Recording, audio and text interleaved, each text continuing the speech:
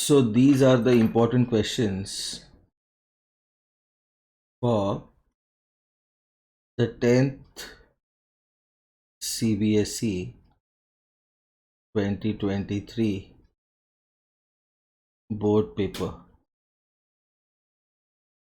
ठीक है,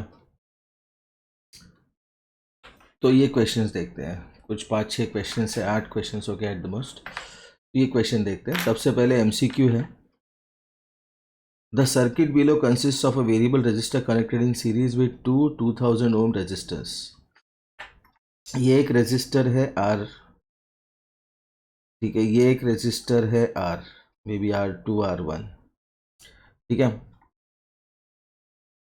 ये फिक्स्ड रजिस्टर्स है. The variable resistor can be adjusted to any value between 0 to 4000 ohms. ठीक है, तो ये रियोस्टैट होगा.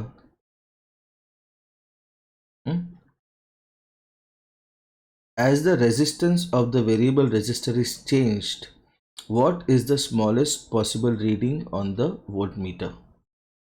तो ये जो वोल्टमीटर है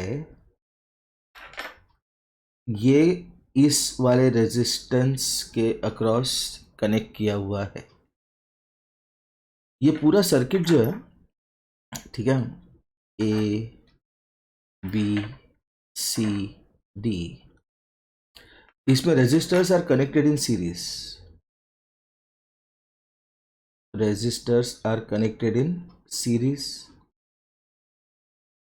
ओम्स लॉ क्या कहता है? V is equal to IR. ठीक है, तो अगर रेजिस्टर सीरीज में है तो इसका मतलब क्या है? Same current will flow across all the resistors. क्यों? क्योंकि ये तीनों सीरीज में है. फाइन. अभी जो V निकालना है वो मुझे R1 के अक्रॉस निकालना है और V मुझे चाहिए स्मॉलेस्ट. अभी V स्मॉलेस्ट अगर चाहिए तो ये दो नंबर्स का मल्टीप्लिकेशन है जिसमें एक नंबर फिक्स्ड है. तो V स्मॉलेस्ट कब होगा? जब I स्मॉलेस्ट होगा. V स्मॉलेस्ट के लिए I शुड बी स्मॉलेस्ट. और I स्मॉलेस्ट कब होगा? When R effective is highest. R effective मतलब तीन रेजिस्टर्स का सीरीज कॉम्बिनेशन हाईएस्ट होगा. मतलब ये जो रियोस्टैट है ये रियोस्टैट एडजस्ट होगा 4000 ओम पे. मतलब अब क्या हुआ, मेरे पास तीन रेजिस्टर्स है 4000, 2000 और 2000. ठीक है, और ये तीनों रेजिस्टर्स कैसे? सीरीज में. तो ये होगा 8000 ओम्स हो गया मेरा इफेक्टिव रेजिस्टेंस. तो ये तीनों रेजिस्टर्स हटा दिए और मैंने यहाँ पे एक 8000 ओम्स का रेजिस्टर लगा दिया. तो मेरा करंट कितना होगा? 12 which is the volts is equal to I into 8000. तो I कितना होगा? 12 अपॉन 8000 विच इज 12 अपॉन 8 मतलब 1.5 into 10 to the power -3 amperes. ये करंट फ्लो हो रहा है मेरे सर्किट में. जब मेरा ये मिनिमम होगा तो I मिनिमम सर्किट का 1.5 इंटू 10⁻³ एम्पियर्स है. अभी मुझे PD क्या किसके अक्रॉस चाहिए? मुझे PD ये वाले रेजिस्टर के अक्रॉस चाहिए. तो इस रेजिस्टर के अक्रॉस PD क्या होगा? इसका रेजिस्टेंस मल्टीप्लाइड बाय इसका करंट. तो करंट तो पूरे सर्किट में सेम है 1.5 अपॉन 1000. क्यों? 10⁻³ तो ये 3 0 कट गए. 1.5 इंटू 2 3 वोल्ट्स. ओके, तो 3 वोल्ट्स होगा मेरा आंसर इस क्वेश्चन का. सेकेंड क्वेश्चन देखते हैं. Raman wants to draw a graph to show how the resistivity of a wire changes with the length of the wire. ठीक है, तो रेजिस्टिविटी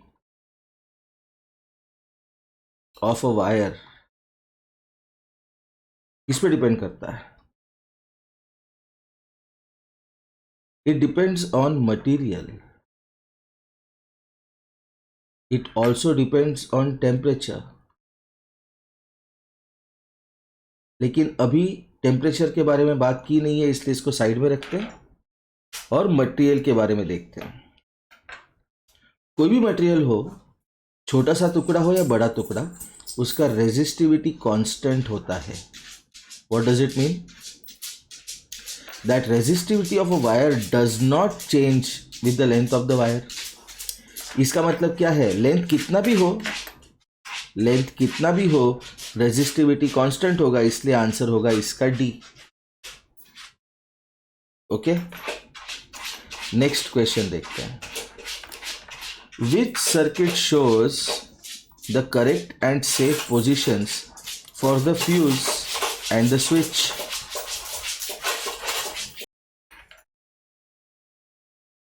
तो फ्यूज और स्विच, बेसिकली पहली बात तो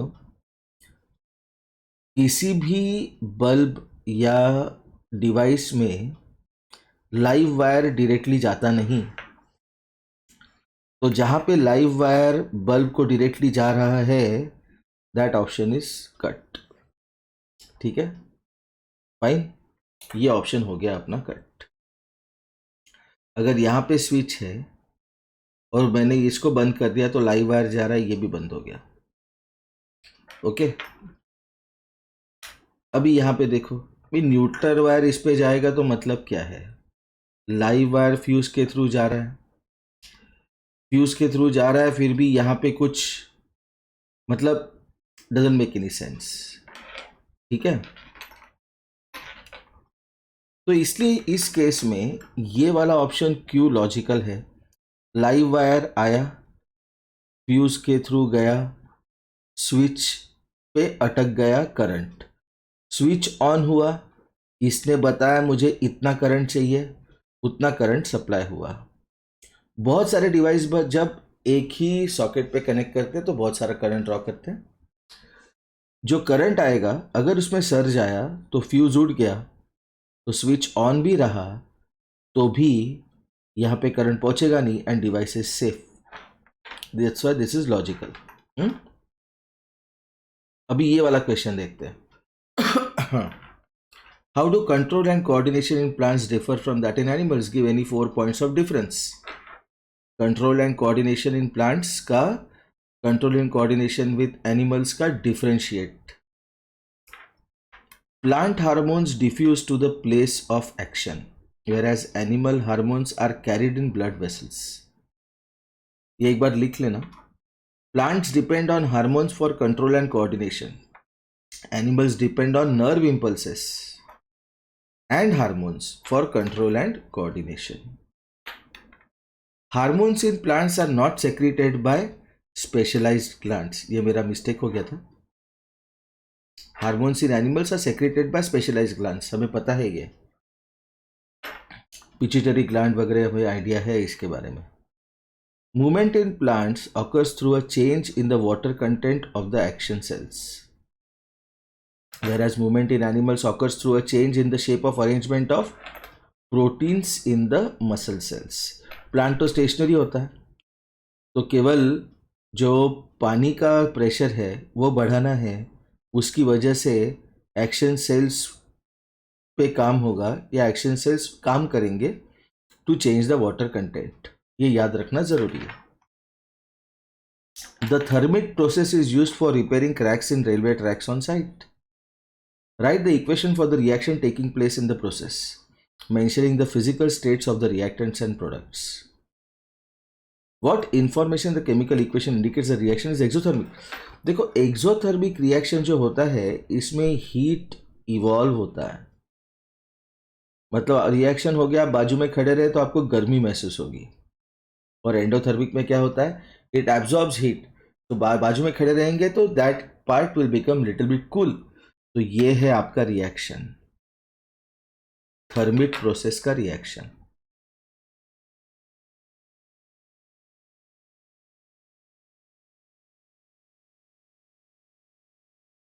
ठीक है, तो इसमें फिजिकल स्टेट लिखना बहुत जरूरी है। देखो यहाँ पे आयन को लिक्विड में लिखा है, L फॉर लिक्विड। क्यों? The iron formed is in the molten और liquid state due to the heat generated in the reaction. This indicates that the reaction is exothermic. जो आयन बना वो इतना एक्सोथर्मिक रिएक्शन था कि वो molten स्टेट में चला गया। Okay, next. Two major forces help in the transport of water in plant. Force A is a driving force in the movement of water during the day. Day में क्या होता है? Transpirational pull. Whereas force B helps the movement of water in plant during the night or during the day when humidity is high, very high. तो ये होता है आपका root pressure. Identify force A and force B, ये तो identify कर लिया। Describe how each of these forces helps in the movement of water in a plant. Transpirational pull में क्या होता है? Evaporation of water molecules from the stomata of a leaf due to transpiration creates a suction that pulls water from the xylem cells of the roots. कभी आपने motorcycle से petrol निकालने की अगर कोशिश की टैंक में से, तो आप क्या करते हैं? टैंक में पाइप डालते हैं, ऐसे पाइप को खींचते हैं बाहर और इसको यहाँ पे सक्शन करते हैं। ओके, सक्शन की वजह से क्या होता है? चेंज ऑफ प्रेशर, और उसकी वजह से क्या होता है? Flow of petrol. तो यही कॉन्सेप्ट होता है प्लांट में। सेकेंड है root pressure. Active absorption of ions by roots from the soil causes water to steadily move into the root xylem, creating a column of water that is pushed upwards.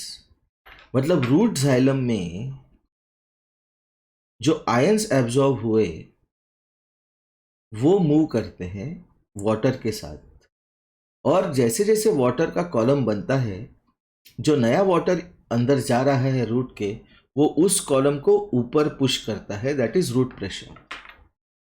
Next, ozone formation takes place in the stratosphere of our atmosphere. ठीक है, explain how the energy of the sun helps in the formation of ozone. तो high energy UV radiation from the sun breaks apart some of the molecular oxygen into free oxygen. The free oxygen then combines with the remaining molecular oxygen to form ozone. Why is ozone formation at ground level considered a pollutant? Because it's a poisonous gas. It is deadly to humans at lower levels. क्योंकि हमें oxygen चाहिए, ozone नहीं चाहिए। हमारे यहाँ पे system नहीं है कि ओजोन को ब्रेक डाउन करेगा इनटू नेसेंट ऑक्सीजन, और एक ऑक्सीजन और एक ऑक्सीजन का मॉलिक्यूल और ऑक्सीजन हम लोग ले लेंगे, ऐसे नहीं होता। State any two health consequences of ozone layer depletion on human health. Skin cancer पता है, कैटरैक्ट है, क्यों?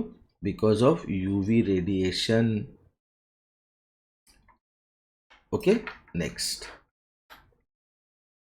बहुत जबरदस्त क्वेश्चन है ये, काफी यूनिक क्वेश्चन है ये।